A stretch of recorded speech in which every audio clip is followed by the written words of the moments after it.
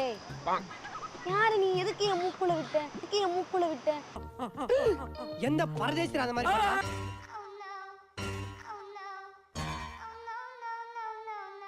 என்ன அழகா ஏங்க இருக்கீங்கன்னு பாக்குறேன், எல்லாம் அடிச்சு மூஞ்ச குழப்பிடும். அழகா இருக்கீங்களாவா? நான் சொன்னேன் நான் அழகா இருக்கேன்னு. உன்கிட்ட கேட்டேன் நான். நீங்க சொல்லலனாலும் சொல்ல வேண்டியது பசங்களோட கடமைங்க. பொம்பளை புள்ள தானே நீ?